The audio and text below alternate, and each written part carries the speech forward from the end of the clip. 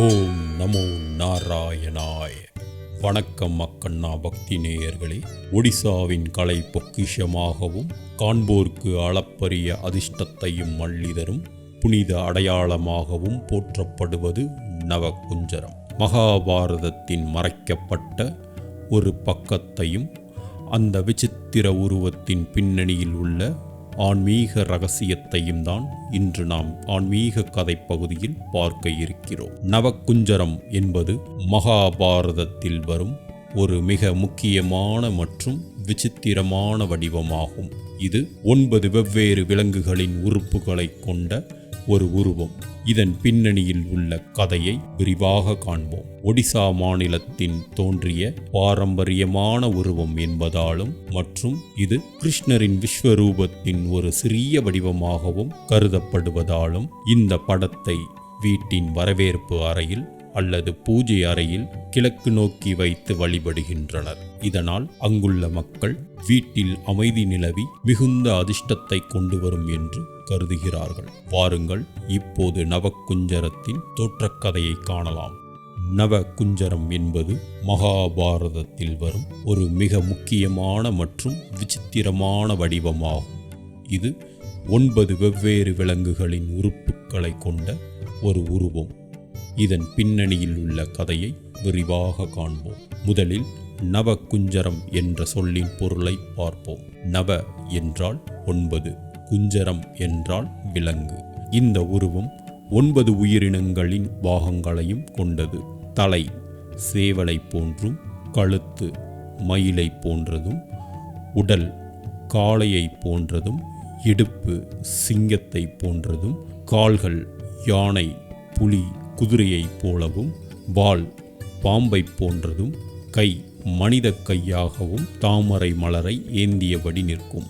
மகாபாரத போர் தொடங்குவதற்கு பல ஆண்டுகளுக்கு முன்னால் பாண்டவர்கள் இந்திரபிரஸ்தத்தில் வாழ்ந்து வந்த காலம் அது.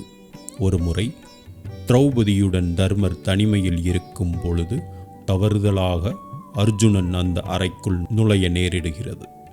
அவர்களின் விதியை மீறியதற்காக அர்ஜுனன் தனக்குத்தானே ஓராண்டு தீர்த்த யாத்திரையை தண்டனையாக விதித்து கொண்டார்.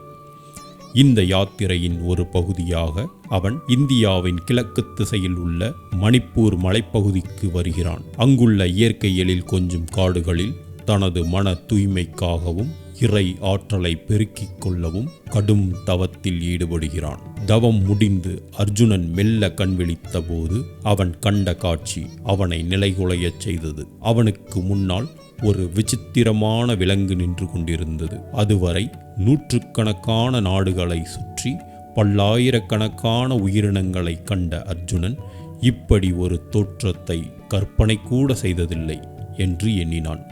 சேவலின் தலையும், மயிலின் கழுத்தும், யானையின் கால்களும், பாம்பின் வாளும் என 9 உயிரினங்களின் ஒரே உடலில் பிணைக்கப்பட்டிருந்தது அந்த உருவம். அர்ஜுனனுக்கு ஒரு மாயாவியாக தெரிந்தது. அர்ஜுனன் ஒரு மாவீரன். அறிமுகமில்லாத ஒரு ஆபத்தை கண்டவுடன் அவனது கைகள் தானாகவே காண்டீபத்தை எடுக்க ஆரம்பித்தது. அம்பை தொடுத்து அந்த உருவத்தை குறிவைத்தான். ஆனால் அம்பு பாய வேண்டிய அந்த ஒரு நொடியில் அவனது கண்கள் ஒரு நுணுக்கமான விஷயத்தை கவனித்தது. அந்த விசித்திர விலங்கின் 9வது உறுப்பான மனித கையில் ஒரு செந்தாமரை மலர் இருந்தது. இப்போது அவன் ஒரு நிமிடம் சிந்தித்தான். அரக்கர்கள் வன்முறையை ஏந்துவார்கள், ஆனால் இந்த உருவம் அறத்தின் அடையாளமான தாமரையை ஏந்தியிருக்கிறதே என்று அர்ஜுனன் வியந்தான். அந்த தாமரை தந்த அமைதி அவனது கோபத்தை அணைத்தது. அர்ஜுனனின் கைகள் காண்டீபத்தை கீழே விட்டன. ஆனால் சில நேரங்களில் நான் அனைத்தையும் அறிவேன் என்ற நுட்பமான அகங்காரம் ஒரு வீரனுக்கு வந்துவிடும்.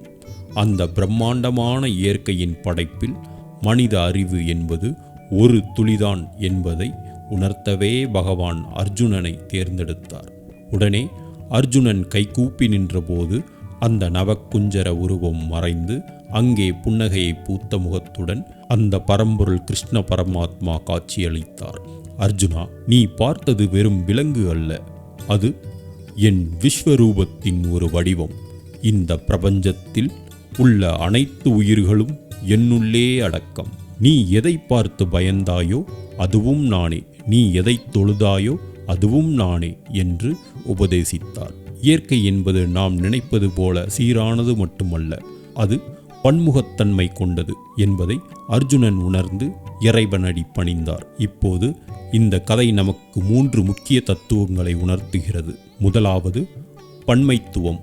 உலகில் உள்ள எல்லா உயிரினங்களும் வெவ்வேறாக தெரிந்தாலும் அனைத்தும் இயற்கை எனும் ஒரே இறை சக்தியால் பிணைக்கப்பட்டது. இரண்டாவது, ஒடிசா மாநிலத்தில் புகழ்பெற்ற பட்டச்சித்ரா ஓவியங்களில் இந்த நவக்குஞ்சரம் இன்று ஒரு புனித சின்னமாக வரையப்படுகிறது. மூன்றாவது, அறிவின் எல்லை. நமக்கு தெரிந்தது கைமண் அளவு, தெரியாதது உலகளவு என்பதற்கு நவக்குஞ்சரமே சாட்சி. இதுவே நவக்குஞ்சரம் நமக்கு உணர்த்தும் நீதி. நேயர்களே, இந்த வீடியோ உங்களுக்கு பிடித்திருந்தால் மறக்காமல் மற்றவர்களுக்கும் பகிருங்கள். மேலும் இது போன்ற பயனுள்ள தகவல்களுக்கு நமது அக்கண்ணா பக்தி யூடியூப் சேனலை சப்ஸ்கிரைப் செய்து கொள்ளுங்கள். மீண்டும் மற்றொரு ஆன்மீக தகவல்களில் உங்களை சந்திக்கிறேன். நன்றி, வணக்கம். ஓம் நமோ நாராயணாய.